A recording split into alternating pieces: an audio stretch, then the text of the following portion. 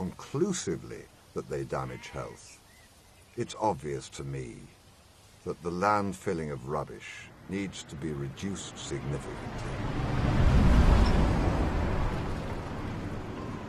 The question is, what do we do instead?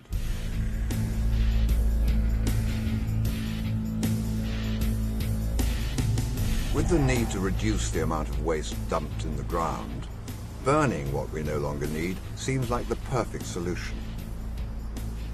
Although incineration is generally more expensive than landfilling, it's the most widely used alternative. There are no records of the exact number of municipal incinerators in the world, but there are thought to be about 800. Some reports say there could be as many as 469 in Japan alone. And in the UK, we do know that there are 30, with planning applications to build over 90 more.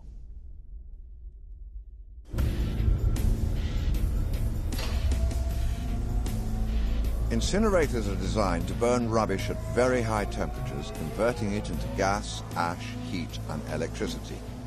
The newer ones are being promoted as a potential green energy solution, and indeed are no longer called incinerators. They're now known as waste-to-energy plants. But as with landfill, there are hazards associated with incineration.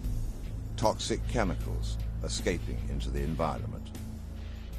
In developed countries, they are subject to strict monitoring to ensure the design, operation and maintenance of these facilities provides maximum safety, reducing the risk to the surrounding environment.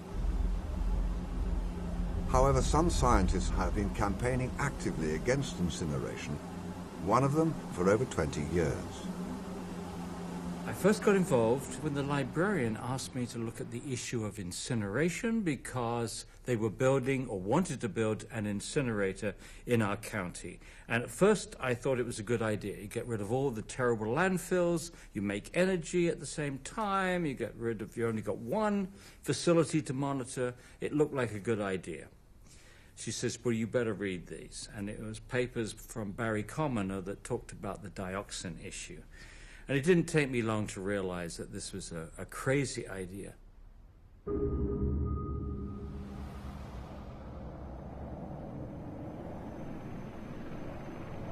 I've come to Iceland, to the remote town of Ísafjörður, capital of the Westfjords, to meet residents concerned about emissions from the incinerator used to burn their rubbish. Built in 1994 at great expense to the local community, this incinerator called Þuni, meaning fire in Icelandic, was recently shut down after its chemical emissions were found to be too high.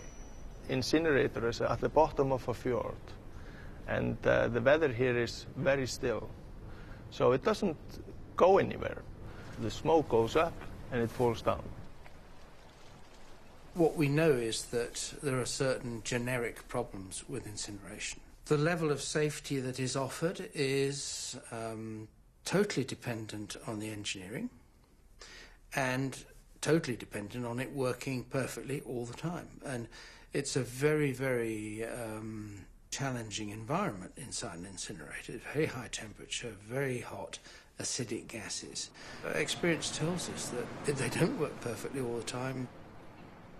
Tons of waste went through this every week. The dioxin levels were found to be way too high, and nobody wants to be contaminated, basically, because it causes all sorts of diseases, like cancer, and if it builds up in the body. Although dioxins and other chemicals are already to be found in our environment, created by combustion, manufacturing processes, forest fires and volcanoes, which Iceland isn't short of, it's the man-made halogenated ones produced by burning certain types of rubbish which cause concern. Dioxins are compounds that are made from carbon, like we are, but they've got some extra bits stuck on. These are chlorine or bromine molecules, and they do not occur naturally in mainstream chemistry of life. Now, the problem with these compounds is that A, they tend to persist, i.e. we don't Life does not have the enzymes and things to be able to break them down. But if you set fire to them, you start to produce a set of compounds which are very toxic. The dioxins are one example. There are many, many others. But the most toxic of them are the dioxins, which is why they get so much attention. In 1997, all European incinerators were required to have strict pollution controls.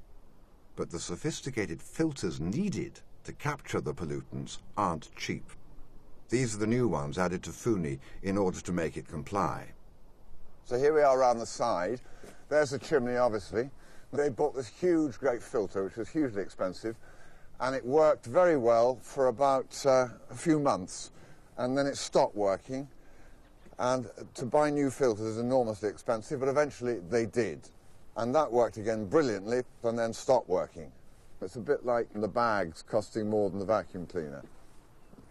And then finally, 4 years after they originally invested in this, they stopped using it because they couldn't afford to use it. But regardless of how effective the filters are at capturing these toxins, the fact remains all incinerators produce ash, which still has to be disposed of. Basically, there's two ashes that we're concerned about. There's the bottom ash, which is the ash which falls through the grates, just like in the fireplace. That's the ash from the furnace. And then we have the fly ash, which is essentially the tiny particles which we capture in the air pollution control devices. Very fine materials. The bottom ash is about 90%, and the fly ash is about 10%. The bottom ash is toxic, and the fly ash is extremely toxic. It has toxic metals, dioxins, furans, and so on. It's been estimated that between 50 and 80% of the total dioxin contamination of the planet has been caused by the incineration of waste, be it clinical waste or municipal waste. So now they claim, of course, that, well, we've modified these machines, but they only ever talk about what goes out to air. And there's loads being produced in the ash, and that's being used to make breeze blocks for your house and sweep it under the carpet, get rid of it. But the basic problem's not gone away. This small incinerator was emitting unacceptably high levels of dioxins which were found to be entering the food chain. If you build an incinerator in the area, then the farmers are going to be the big recipients of the toxics, particularly dioxins. A cow, by eating the grass, puts into its body what it would take you 14 years to breathe. In other words, if you stood next to the cow, and I don't advise it, it'd be a very boring 14 years of your life, but if you did, you would literally have to breathe the air next to that cow for 14 years to get the same amount of dioxin into your body that that cow is getting in one day.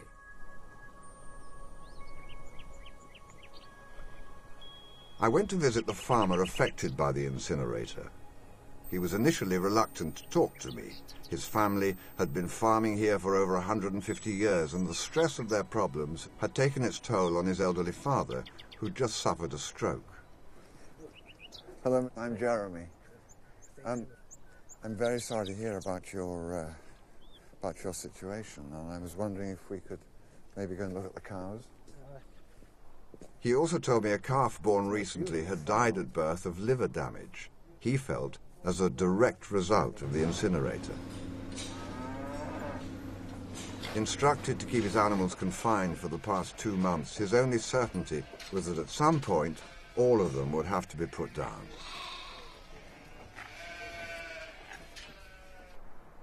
The unacceptably high levels of dioxins found in this herd's milk were only discovered after his neighbour asked the dairy distributor to test it. He wanted to show me where he'd been pouring the milk away. He said he was puzzled by a strange residue from the rejected milk. Test í fitugrunnin á mjölkinni. Þetta spurning, þetta skrítið. Þetta hvergi annað þar.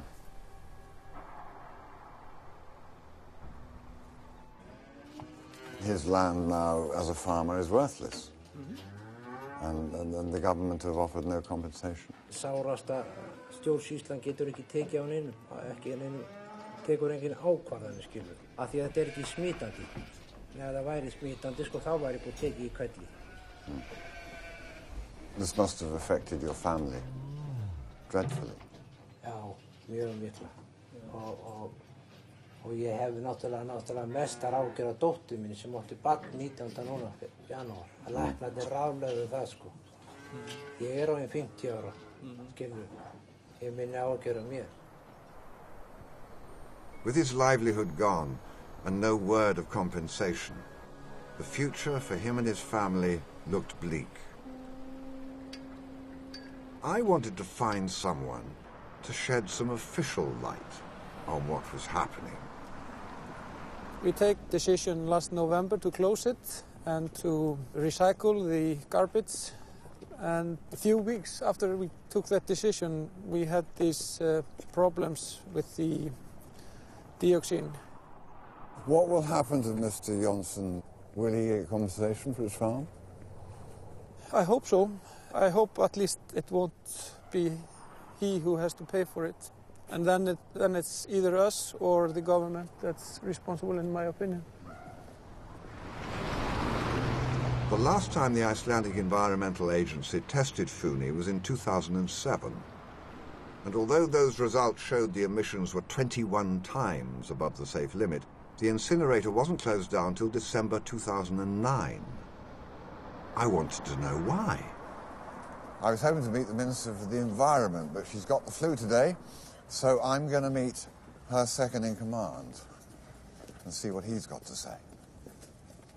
Our experts that were dealing with those matters there, the Environment Agency, felt that there was not this threat of any danger to the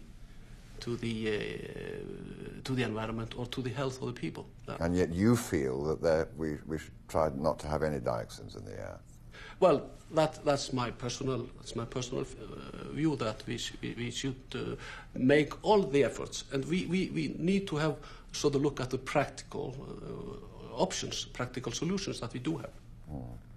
But at the time, you didn't make any efforts to close the incinerators. Well, I think the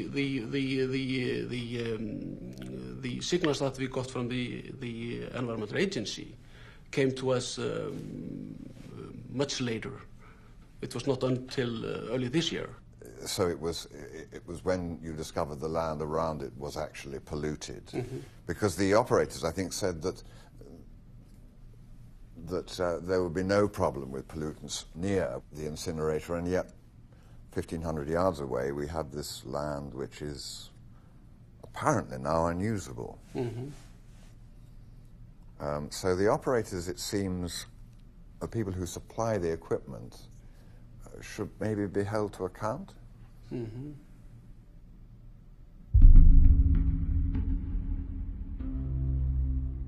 But Iceland, with its defective incinerators, isn't alone. All over the world, incinerator operators regularly violate their emission limits.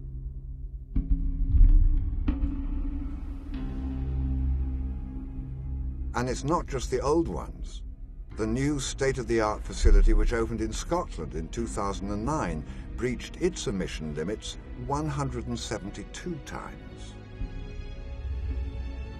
And these things aren't cheap. The town of Harrisburg in the USA was forced to file for bankruptcy, due in part to a $310 million debt for their incinerator. While Detroit taxpayers went $1.2 billion into the red building and upgrading theirs, one of the world's largest. But communities can be made to pay in more ways than one.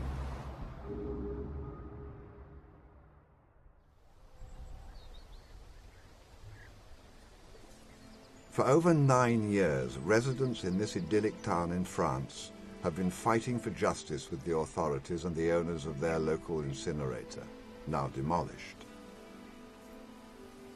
It had been releasing dioxins 13,000 times above permitted limits. But here, once again, the incinerator continued to operate, It was only when local cancer cases increased significantly that it was closed down. The street behind the facility became known in the news as Cancer Road, when 24 out of the 80 residents contracted the disease. On est désabusés, très déçus On a rencontré énormément de difficultés pour se faire entendre, pour obtenir la vérité qu'on cherchait.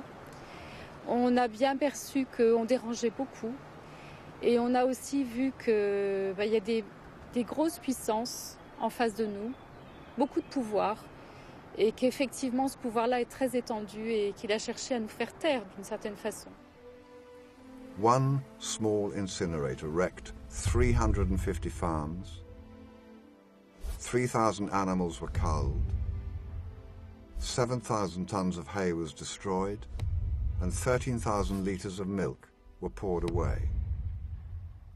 Quand on apprend un beau jour qu'on ne peut plus travailler, que notre exploitation, on peut produire mais pour jeter, les agriculteurs sont les principaux consommateurs de leurs produits. Je donnais mon lait à mes enfants parce que c'est bien meilleur que le lait qu'on achète. On mangeait la viande de notre exploitation parce qu'elle est quand même bien meilleure que la viande industrielle. On mangeait nos œufs, nos volailles. Et maintenant, vous nous dites qu'il ne faut plus manger, on a empoisonné nos enfants.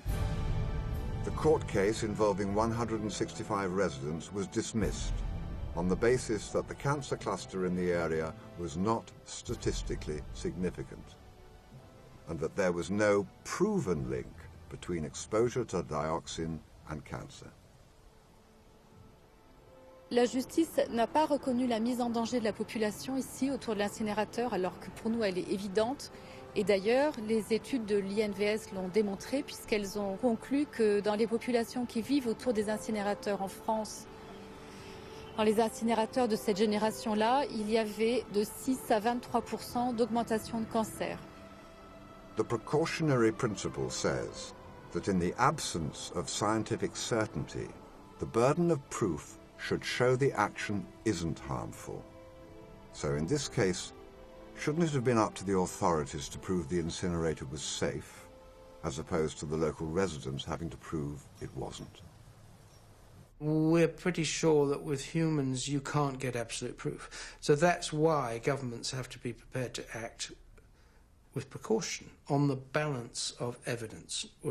I mean, the manufacturers usually demand that you give them proof beyond all reasonable doubt. But they know that that's asking for the moon. You can't have it. So some people, when they see the stack of an incinerator, the chimney, they think, oh, dilution, dispersion, and forget that nature reconcentrates in fish, particularly mercury, and reconcentrates with any grazing animal, sheep, pigs, goats, cows, chickens. And so we get all this back to us. And now, just to finish that story, the huge problem here is that once we get dioxins into our body, we can't get rid of them. The man can't get rid of them. A woman has a way of getting rid of them. It's called having a baby. So she's getting the dioxin from her food every day. She can't get rid of it. It accumulates in her body fat. And when she's pregnant, the dioxin that she's accumulated for 25 years or so in her body now moves to the fetus. And so the effective concentration of that stuff is hugely increased in the fetus, potential to interfere with the baby's mental development, the baby's immune system, and the baby's sexual development. It's not a wise thing to do. Je pense que la prise de conscience n'a pas été suffisante parce que la contamination à la dioxine, c'est pernicieux. Ça s'accumule et ça met 20 ans, 30 ans pour produire ses effets.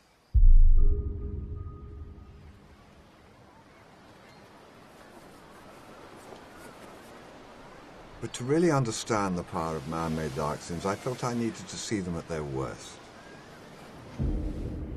During the Vietnam War, Agent Orange, a herbicide contaminated with TCDD, the most deadly of the dioxins, was repeatedly sprayed over the jungle to kill the foliage and cut off the Viet Cong supply lines. However, no one predicted that nearly 40 years later, children would still be born suffering from what many scientists believe are the effects of this dioxin contamination.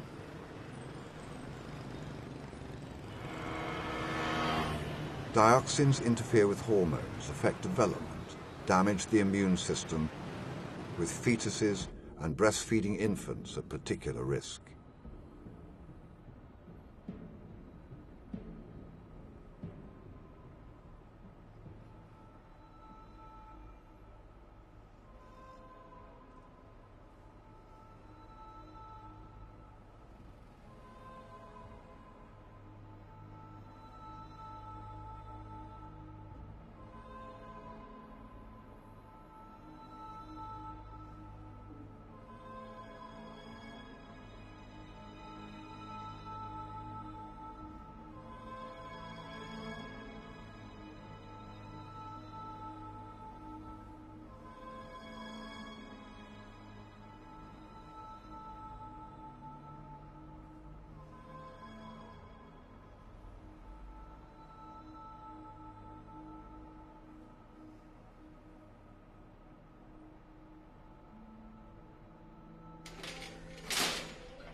We receive many thousands deformed children abandoned, or their parents want to send them here because we can take care of them quite well. Since about 1966-67, I saw many cases of birth defects, but I didn't know why. I found a book published in 1974 by the National Academy of Science, the USA, about the spraying mission in Vietnam since 1961. I realized that maybe the birth defects I have seen may be caused by toxic chemicals that the US Air Force sprayed during the wartime. People have done calculations to say, okay, if by magic we could stop dioxin appearing in our diet, how long would it be? How many generations would it be before the level diluted to an extent that you couldn't detect it? 6 generations. The children here at the Tudu Hospital are considered to be the lucky ones, receiving full-time care and attention from the hospital staff.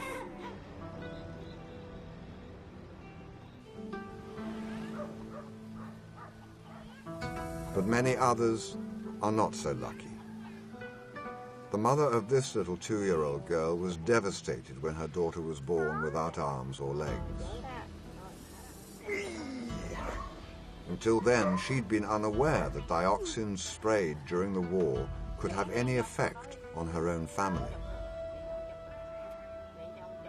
Em ở bên biên giới gần huyện Châu Thành, gần Tây Ninh mà gần biên giới, ở bển lấy cho rồi về Củ Chi này làm việc mới gặp ông xã ở đây.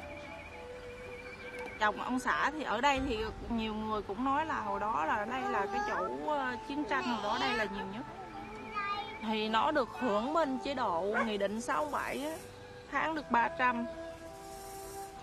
Còn hồi trước kia tại vì hai vợ chồng làm công nhân á, rồi khi mà đẻ con vậy rồi ở nhà nuôi nó, ông xã làm lương không có đủ sống, rồi khổ quá. Xã cũng có giúp đỡ là đưa cho lên báo phụ nữ, là báo phụ nữ cũng giúp đỡ cho được 10 triệu.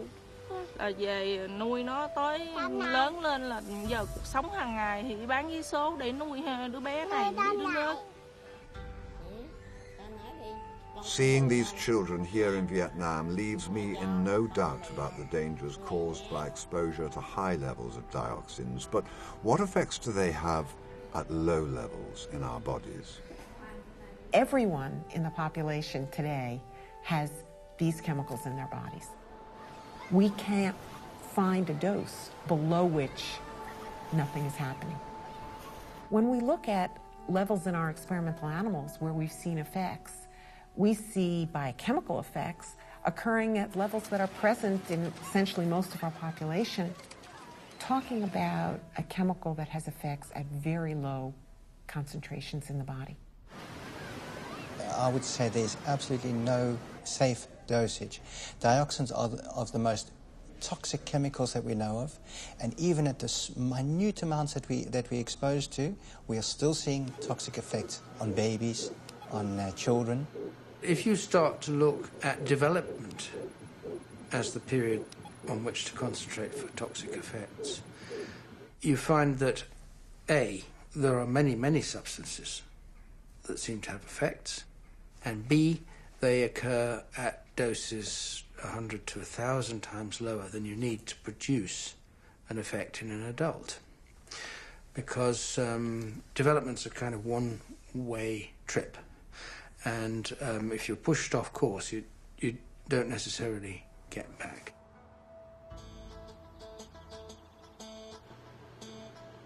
In June 2008, 33,000 doctors wrote to the European Parliament concerned by the lack of monitoring of the ultra-fine particles incinerators also emit.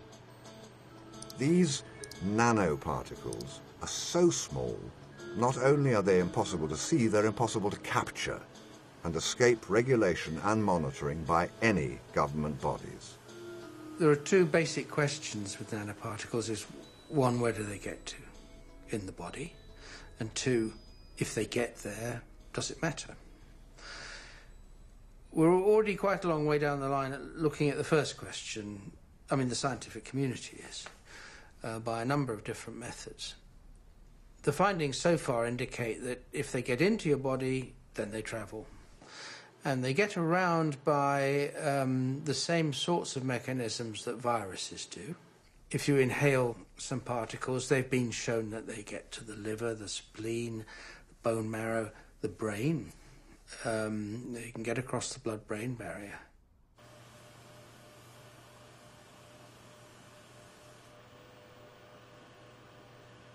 There's another process called global distillation going on, whereby these compounds like PCBs and dioxins things are being wafted around the planet. Very, very low concentrations, but they get to the colder part of the planet, and then they condense.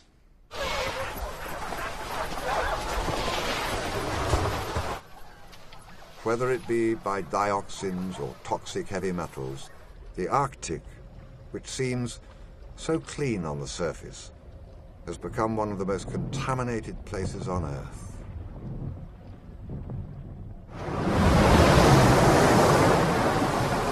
As the climate warms, toxins deposited in the Arctic ice have begun to be re-released back into our environment.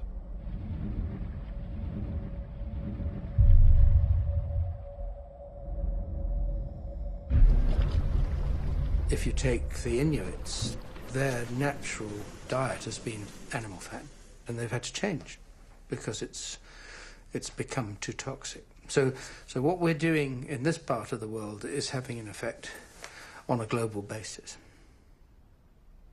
We can argue about how much dioxin comes out of a modern incinerator. We can argue about what the health effects are. But what we can't argue about, in my view, is we've got too much out there already. We have too much in the environment. We have too much in our food. We have too much in our bodies. We have too much in our babies. We don't need any more. And we should be cutting back on sources for which there are clear alternatives. But what becomes of the billion tons of rubbish we make that never actually makes it into landfills or incinerators each year? That disappear into the environment, washed away through storm drains, rivers, and ultimately into our oceans. The evidence lies on beaches all over the world. 2.7 million kilos of trash was cleared from global shorelines in a single day. You see, this is so nice, to wrap your rubbish and leave it on the beach in a plastic bag. I mean, isn't that thoughtful? A staggering amount was from smokers.